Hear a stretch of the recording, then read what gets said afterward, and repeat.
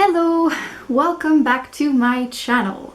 This is going to be a long one. I wanted to make another video about ADD, ADHD, and how I manage all the different aspects of it. Before I start, if ever you want to know more about me or what I do, you can follow me on Instagram and Pinterest, and also I have a blog now on which I post some articles, my thoughts and everything. So if you want to follow that also, all three of them are linked down below.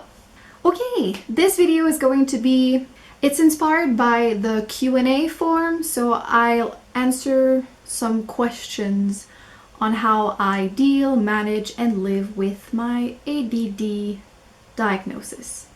Medication is the first thing I want to talk about. So being diagnosed with ADD, I don't think I ever realized how far its influence reached into my life, how intense having ADD can be, and how it can manifest itself in many parts of your life, which I didn't know. So I think that taking medication was something I was against personally, and I struggled with starting it. I know that with any medication that you take, you start to build a tolerance, and then you have to up your doses, and that scared me a lot.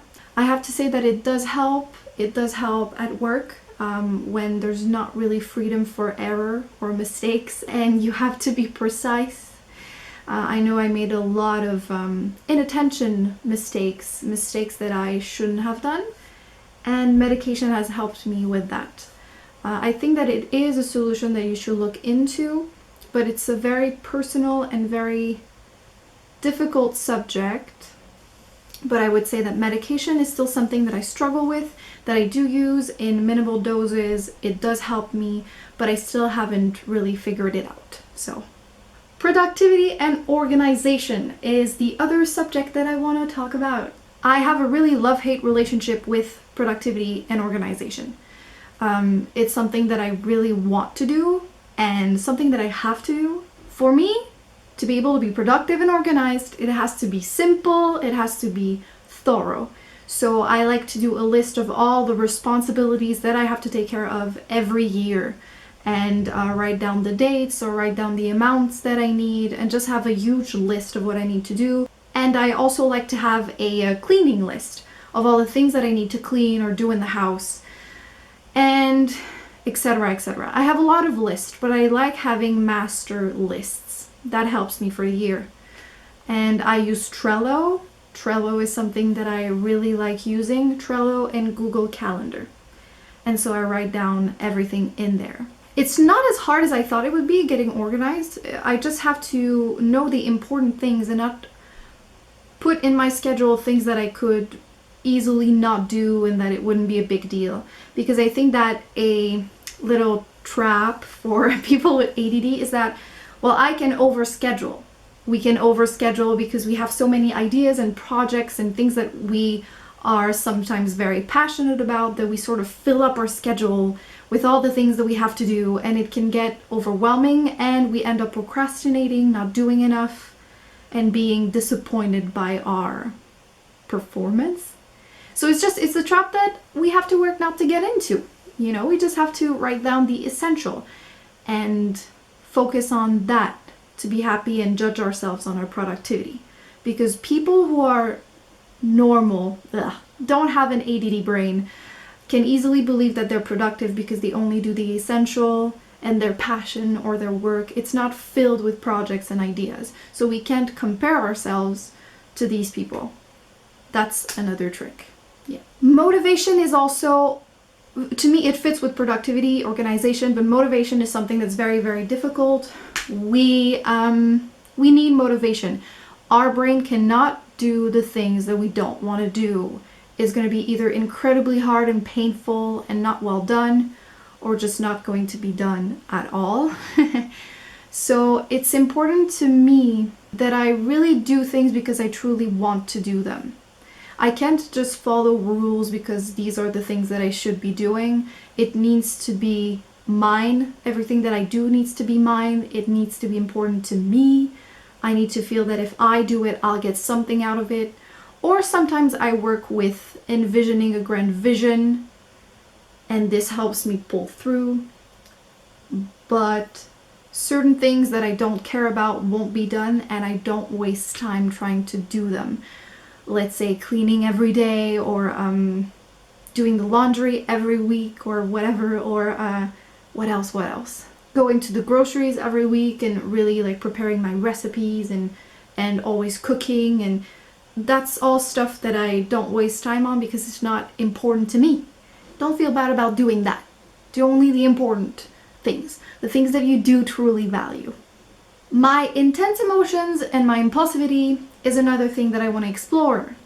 It's something that's starting to get more and more shared and discussed, intense emotions in ADD, ADHD, and I'm really happy about that. My emotions, they don't get processed, they get expressed. It's a very instant thing. I feel them, they're out in the world. And so I have difficulty managing my anger. I get angry very easily and often. Managing my excitement, which brings impulsivity. Managing my resistance and my fear. I need to do a lot of emotional work to be able to really understand these emotions because they are so intense. I cannot ignore them, and they're a weight on my shoulders more often than not. It's very, very hard to live with these emotions. So to explore really the basic emotions that I do truly feel often. Shame, I do have a lot of shame. In my mind, I have this ideal life that I want to attain where I do many, many things and I do them well. And that's impossible. So anytime I compare my actual life to my ideal life, I can feel ashamed. But I have to realize that it's me against my ideal and not me against what everyone else sees. You know, it's not really how I'm portrayed in life. So I need to work through that shame and remind myself that I'm okay. And also a lot of resistance and fear, which creates stress and anxiety. When I force myself to do stuff that I really, really don't want to do, and I don't take the time to find the value in it, as I said, I get incredibly stressed because I don't want to, and I'm in really a place of resistance where I want to run away and not do it, and I get angry, and then it builds up, and every little thing that sucks that I have to do or that I encounter makes me sort of bubble up. So I try very, very hard to have space in my life to calm down. And that's one thing that always comes back with my ADD. I think that we need space to calm down. So for your emotions, I suggest that. Really explore why you feel all those negative emotions. When it comes to impulsivity, my impulsivity is not that big because of another subject that I will talk about right now, which is analysis, paralysis, and information overload are two things that I have to handle, and everyone who has ADD has to handle. Analysis paralysis is when you cannot make a decision because there are too many choices. That is the one thing that helps me with my impulsivity because I cannot ever make a decision, and so I can be a little less impulsive. That's the way to deal with it. I really don't know. That's still something that I'm struggling with. I haven't found a solution. But I do understand more the information overload, which is something that I created. It's like analysis paralysis. I've read about it. Information overload, I haven't. But it's really that I get so stressed by all of my ideas and all of my projects and all of the things that I have to do and the emotions that I have to deal with and everything that I get completely overwhelmed. My boyfriend describes it as having a computer that is overrun and needs to vent. So you need to let the fan go, you're overheated, and you need to calm down. And I practice a lot of mindfulness for that. I come back to the present. I take a lot of time to think, just in complete silence, not doing anything, which is incredibly hard for me, but I really force myself to do it, and then I can go back to that place of peace and serenity, which is amazing. It does feel really amazing. So mindfulness is the best tool that I've had with for the emotions, the journaling, and emotional work. Really, really great things to do. The next thing is, how do I allow my ADD to run free and wild? It brings me a lot of joy to unleash myself and really let myself go free. It is something that I absolutely need to do. I need a lot of free time to explore all of the passions, the ideas, the projects that I've had during the week. If I don't do that, if I don't let myself breathe and give myself a lot of freedom, it can even be 2 whole days or 1 whole day, then I'm not as productive, I'm not as good during the next week, I'm not as peaceful, I'm not as happy or fulfilled, since my mind is still preoccupied by all those ideas that I haven't done. It just gets hard for me to concentrate on anything else. So it's really something that I have to do, give myself a lot of time to be free. I think that people with ADD are like that. Basically, we're free and wild. That's really how I see us, and anything that is free and wild cannot be imprisoned for too long. So let yourself roam free for a little while every week. I also want to talk about all of my unfinished projects. I have a lot. Unfinished projects are things that you have to deal with, but that you have to get used to when you have ADD. It's just gonna happen. It's gonna be like this. You have to accept it. I know that it can be shameful. It can be, when you see all those unfinished projects that get forgotten and that you remember how passionate about it you were once, it can feel shameful. You can feel ashamed about that, like, oh, I was really into this and I told everyone about it and now I'm not into it. And you need to practice a lot of acceptance and a lot of self-compassion. Is it really that big a deal that you have unfinished projects? I don't think so. And I truly believe that when there is that one thing that you truly want to accomplish, you'll do it. It's going to be hard, but you'll do everything in your power to do it. So one of our preferred hobbies is to try out many things and go back to the things we've tried out and having unfinished projects. You really shouldn't feel bad about that, and I shouldn't feel bad about it either. I also want to share a little bit about my social life, which is a little non-existent. The reason why, I have been told, I've thought that it was social anxiety for so long, but then I get with people and I'm super comfortable and I talk a lot, so it never made sense to me that it was social anxiety. I did have a lot of apprehension before the event, but it just didn't feel real. And I've realized that it's not social anxiety. It's boredom and exhaustion. For someone who has such a short attention span, being with people demands a lot of dedication and concentration, focus, and time. And it's exhausting. Trying not to talk above other people, trying to really listen for a long amount of time, trying to rein your thoughts and stay present with these people, even if you want to go read that book or do that thing or do that list, it's exhausting. I prefer being at home most of the time and just be able to give me the mental stimulation that I need. I do see people, but it's not very varied, and it's not often. I don't know, that's something that I wanted to share.